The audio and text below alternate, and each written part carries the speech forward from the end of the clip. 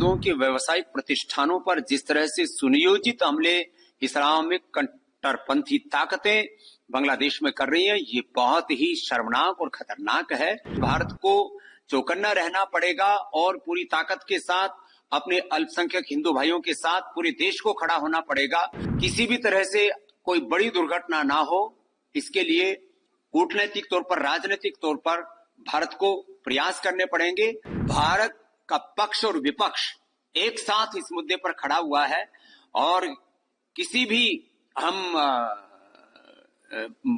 बुरी से बुरी परिस्थिति का सामना करने के लिए हमें तैयार रहना पड़ेगा। जब हमने बांग्लादेश को जन्म दिया, जब हम बांग्लादेश बना सकते हैं, तो वहां पर रहने वाले अपने हिंदू भाइयों की रक्षा करने में भी पूर्ण तरह से समर्थ हैं। भारत के सामर्थ्य को हमें दिखाना होगा, जिससे कि वहां पर रहने वाले हिंदुओं की तरफ कोई आंख न उठा सके। भारत के प्रधानमंत्री वो एक बहुत बड़ी शख्सियत हैं और हिंदुओं की रक्षा कैसे करनी होती है उसको वो जानते हैं और उन्होंने की है। हिंदुओं के घरों, हिंदू मंदिरों और हिंदुओं के व्यावसायिक प्रतिष्ठानों पर जिस तरह से सुनियोजित हमले इस्लामिक कट्टरपंथी ताकतें बांग्लादेश में कर रही हैं, ये बहुत ही शर्मनाक और खतरनाक है।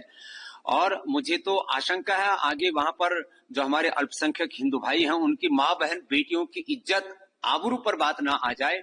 इसके लिए भारत को चौकन्ना रहना पड़ेगा और पूरी ताकत के साथ अपने अल्पसंख्यक हिंदू भाइयों के साथ पूरे देश को खड़ा होना पड़ेगा।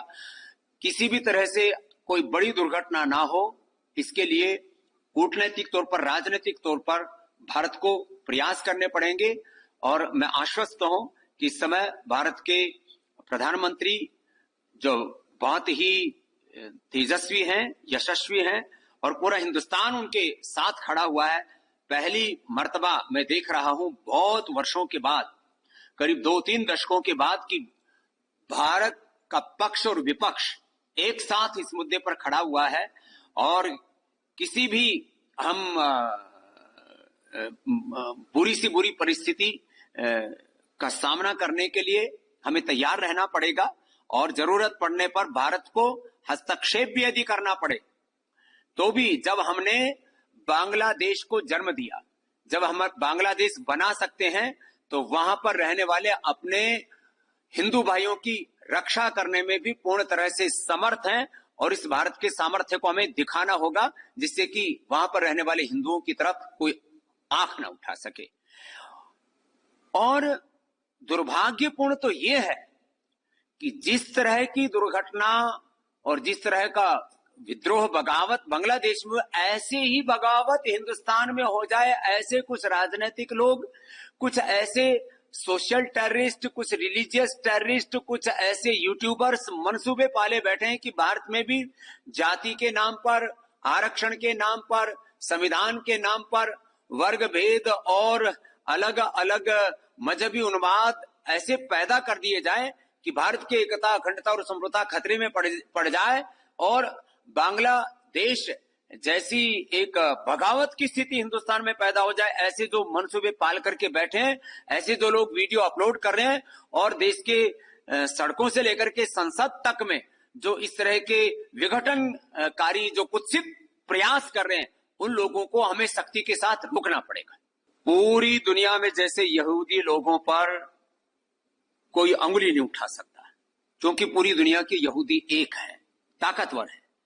ऐसे ही पूरे हिंदुस्तान के 100 करोड़ से ज्यादा हिंदुओं को एकजुट रहना होगा और साथ ही साथ इतना ताकतवर बनना पड़ेगा। जब मुट्ठी भर यहूदी लोग ताकतवर होकर के और यूनाइट होकर के पूरी दुनिया में अपने आत्मसम्मान और स्वाभिमान की रक्षा कर सकते हैं, तो हम हिंदुओं को भी एकजुट होकर के अपने 100 करोड़ से अधिक हिंदुस्तानियों की और जो पूरी दुनिया में हमारे करोड़ों हिंदू जो अल्पसंख्यक हैं अलग अलग देशों में, वो भी करोड़ों की संख्या में, उनकी भी हमें रक्षा करने के लिए संगठित रहना पड़ेगा, प्रतिबद्ध रहना पड़ेगा और पूरी ताकत के साथ राजनीतिक तौर पर, राष्ट्रीय तौर पर और वैश्विक तौर पर उनके साथ खड़ा होना पड़ेगा। सरकार को हस्तक्षेप करना चाहिए।